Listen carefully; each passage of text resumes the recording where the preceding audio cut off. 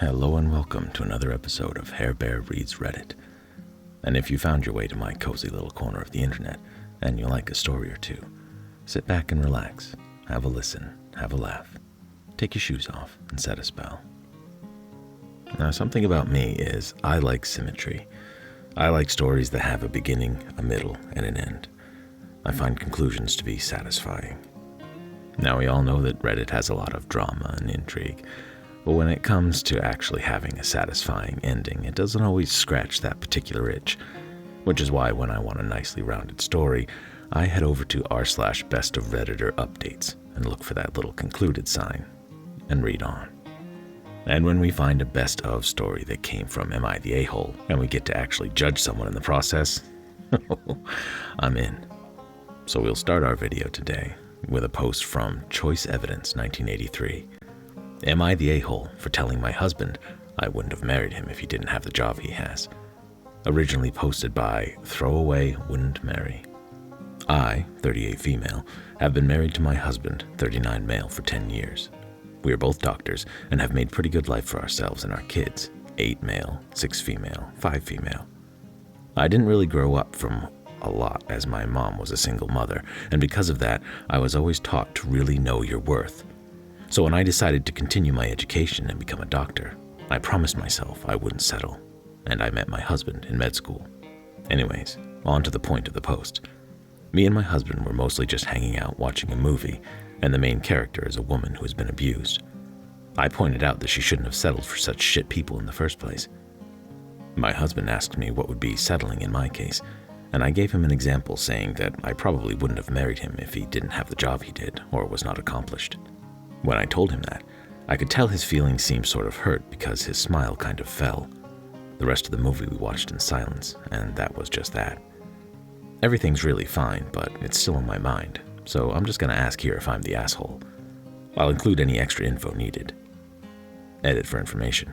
Number 1, it's not my husband's job itself, it's more the ambition or drive to get there. 2, no, my husband is not considering divorcing me. 3, I am not a gold digger. Financially, I do not need him. Now, before we get on with the update, we have a couple relevant comments that have been posted here. First comment by BritDre16. You're the a-hole for the way you said it. You could have said the drive is a quality you find attractive. You love him for many reasons, but one of them being how proud you are of him for all the things he has accomplished in his life. Instead, you made it seem like you care about his paycheck. OP responds, I understand your point of view and admit I could have phrased better. Thanks for commenting. There's some additional comments here from OP as well. That's fair, to be honest. The message I was trying to get across was that he could be the most attractive and have the best personality, but if he's not accomplished, then that's a no-no for me. And if he were accomplished but an asshole and doesn't look good in my opinion, I wouldn't date him either. My husband is like the perfect person for me in all aspects. So what I'd like to do here is come up with an a-hole rating, a la r/, only I'd like to use a 1 to 10 point rating. We'll call 1 to 4 misguided. Someone who means well but could have handled things better. We'll say 5 to 7 general low-level a-holishness. The kind of person that you just don't want to be around and is probably best avoided. 8 to 9 genuine dickhead. The kind of person that is best curtailed by petty revenge or reporting to the manager, that kind of thing. And number 10 would be an absolute monster, whom everyone around should seek their immediate incarceration. So far, this one doesn't seem too bad, but let's read the update before we pass judgment. Update. I read most of the comments, and they were all very helpful, even if I thought some were harsh. I've talked to my husband about it and how he felt by me saying that. I've told him that when I say his job, I mean the determination was why I had wanted to marry him, alongside my physical and emotional attraction to him. I know I've probably hurt his feelings, and my husband said I did, but I admit myself I could have worded it way better. We also discussed this a bit further on how it made him feel, and how we thought of my attraction and attitude towards him. Thanks for all the Redditors who helped me see my husband's point of view and understand how he felt in the situation. I'll be tagging some users in an edit, since I really can't exit the post right now without it being gone, and I have to write it all over again. So let's be real here. Every aspect of a personality is a metric for attraction, and ambition is definitely one of them. Somebody who is ambitious and wants to build a productive life wouldn't want to be with somebody who doesn't, basically.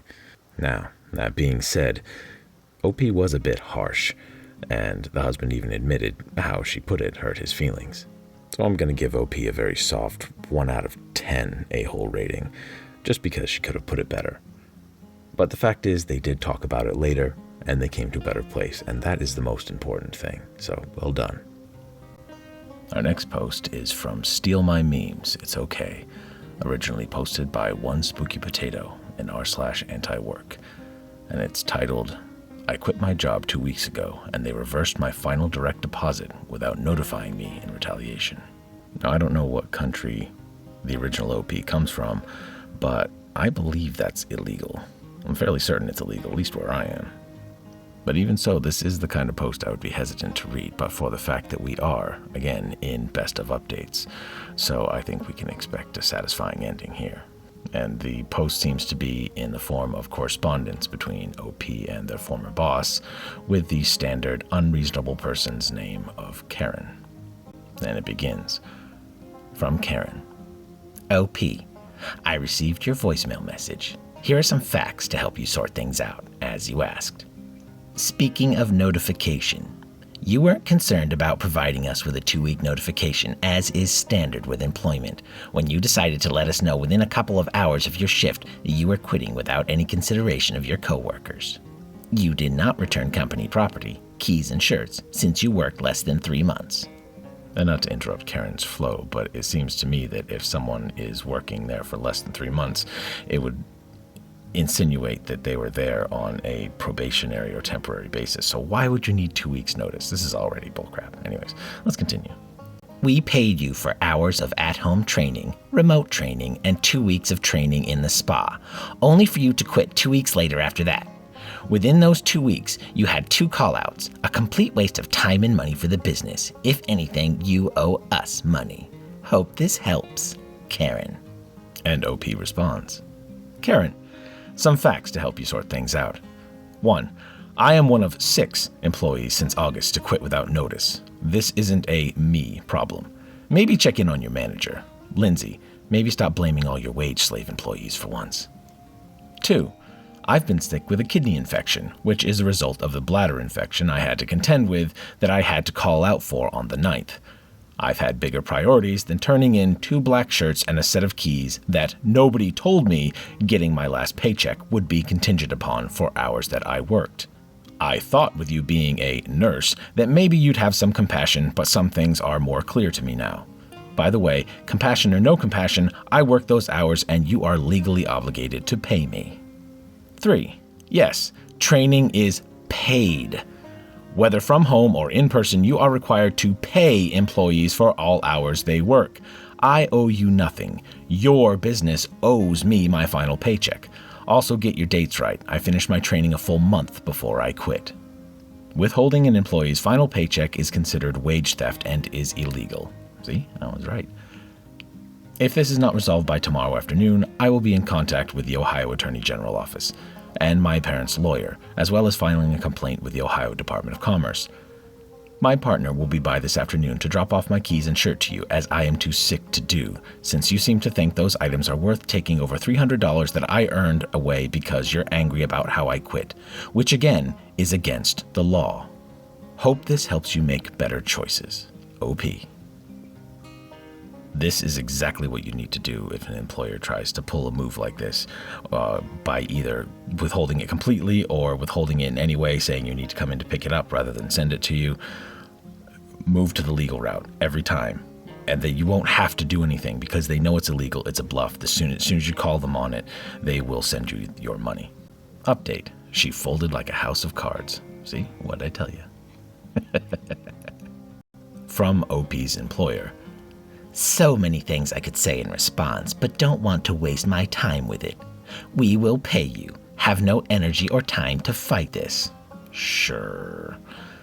Take the money and feel good about providing no value for it and handling your employment poorly. It is not about the cost of the keys or the shirts, but thanks for returning them anyway. It's the right thing to do. Yes, we did make a poor choice with this business, primarily in thinking we could find good, quality, mature, responsible, accountable employees that could work as a team and help us build it. Seems to be extremely hard to find these days. For that very reason alone, I wish every day I could take back that choice. I admit it very easily. Very bad decision on our part. Other than that, I'll pass on your advice about making good choices. The level of guilt tripping and gaslighting in this, boy, OP dodged a bullet not working for this play. Well, probably not dodged a bullet. They saw it coming. Because if they quit, they probably knew exactly what they were about. My God. Down in the comments, Lyriel Nick says exactly what I was thinking. LOL. Last email reads like a petulant child that lost but doesn't want to admit it. I'm not paying you because I have to. It's because I'm too high and mighty to argue.